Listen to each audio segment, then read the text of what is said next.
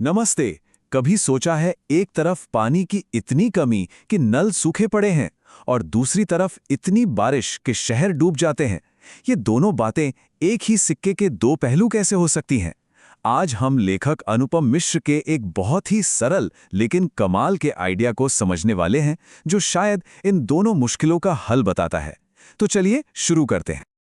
अच्छा, स्कूल में जो वाटर साइकिल यानी जल चक्र पढ़ाया गया था, वो तो हम सबको याद ही होगा, है ना? सूरज, समंदर, बादल, बारिश, कितना साफ सुथरा, एकदम परफेक्ट लूप लगता था। पर असलियत, हमारे शहरों और गांव की हकीकत तो इससे बिल्कुल अलग है। मतलब गर्मियों में नल सूखे और मानसून में बाढ़ ही बाढ़। अब सोचिए, क्या ऐसा हो सकता है कि ये दो एकदम उल्टी लगने वाली मुसीबतें असल में एक ही कहानी के दो हिस्से हों? और ये कहानी तो हम में से कई लोगों के लिए बहुत जानी पहचानी है। आधी रात को पानी के टैंकर का इंतजार करना, पड़ोसियों से इस बात पर बहस हो जाना कि किसने ज्यादा पानी भर लिया, या फिर बोतल वाला पानी खरीदने की मजबूरी। पानी, जो हमारी एक बुनियादी जरूरत होनी चाहिए, वो अब एक कीमती सामान, एक कमोडिटी बन गया है। तो यही है वो विरोधाभास जो हमारी सारी समस्या की जड़ है। एक तरफ पानी की इतनी किल्लत और दूसरी तरफ इतना ज्यादा पानी कि शहर के शहर डूब जाते हैं। भाई, ऐसा कैसे हो सकता है?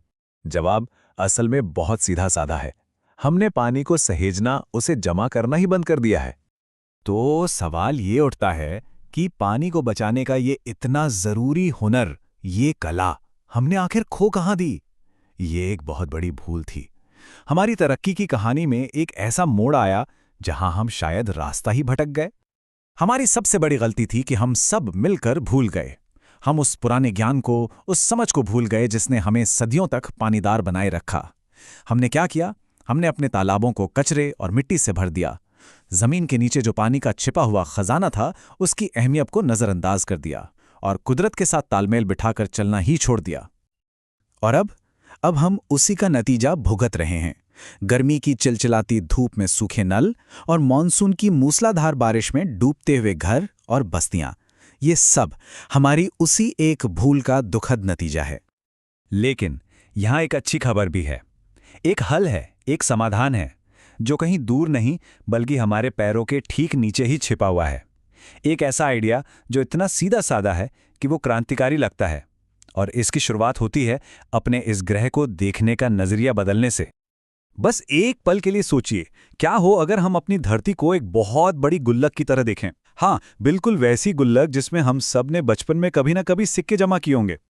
बस यही है अनुपम मिश्र जी का वो सरल लेकिन बहुत गहरा विचार, धरती की गुल्लक। सोचिए, हर मानसून कुदरत हमें सबसे कीमती दौलत का तोहफा देती है, पानी। और हमारा काम क्या है? बस इस दौलत को बचाना है। ठीक वैसे ही जैसे हम मुश्किल वक्त के लिए पैसे बचाकर रखते हैं। तो ये गुल्लक काम कैसे करती है? देखिए, पहला, बारिश हुई, ये हमारी आमदनी है।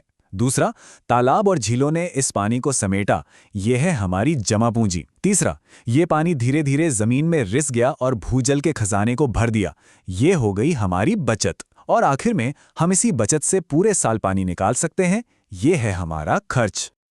और सुनिए, ये कोई नया नवेला आइडिया नहीं है, ये तो एक बहुत पुराना ज्ञान है जो हमारी संस्कृति के ताने बाने में बुना हुआ है।